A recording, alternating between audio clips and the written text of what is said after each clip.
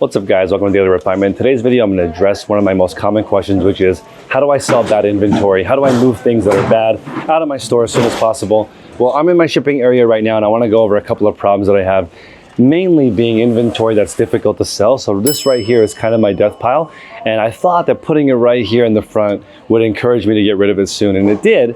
We can sell this inventory in less than a week. However, it's clogging up everything in my store. So next time when I get bad inventory, I'm not going to leave it in the front. I'm going to take it back to the area where we sort and process all inventory, regardless of its quality, sell it back there and then move it out, leave this space completely clear. But I want to go over my new method, which is we're going to be selling stuff by the pound. So this is right out of the book of Goodwill bins.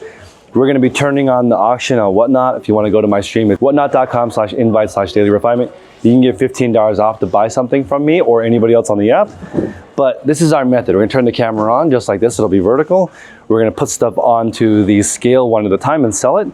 The stuff that I'm talking about that's sort of my death pile is, this is a Beyonce tour shirt. These are like $200 brand new, but a lot of the stuff that I have is damaged. It has holes, it has cuts, it's dirty, it's stained. Now, some of it might be factory distressing, but like for example, this hoodie has its arm cut off, so I don't know if that is like a legit fashion statement or is there something wrong with it, but essentially, I'm gonna let the audience buy all this stuff, put it on the scale one at a time, let the highest bidder win, get all of my space back and focus on the stuff back here. This entire lot right here, every single one of the items is $20 profit. And as you guys know, I recommend if you're selling by yourself to go for only the $20 profit stuff. Now, sometimes in order to get the good stuff, I have to buy their junk. And you'll see that at garage sales, at flea markets, somebody will say, hey, if you want my really nice Sony Walkman, you gotta buy all my Philips stuff that sucks, right? So in order to get the grails, this stuff right here, this is all $20 profit.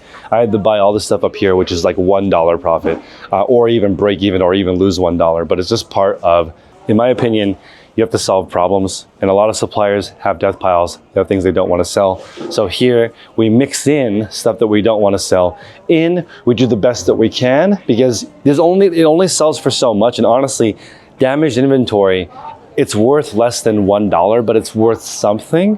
So I like to sell it to my customers for $1 to $2 a piece. They can maybe rehab it, fix it, decorate it, reinvent it and try to sell it for $10 to $20 and let them do that work part. I'm more in the volume game. Also, one more thing that I wanted to point out, I am not fast fashion. This is not the same thing as Temu or Shein where they sell lots of cheap junk. All the stuff I have in here is very expensive. Minimum stuff is like $100 MSRP or higher.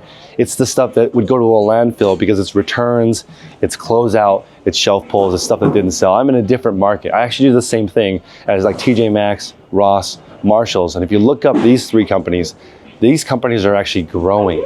The companies that are going out of business are these companies like Dollar Tree, Dollar General, 99-cent stores. Those stores are going out of business.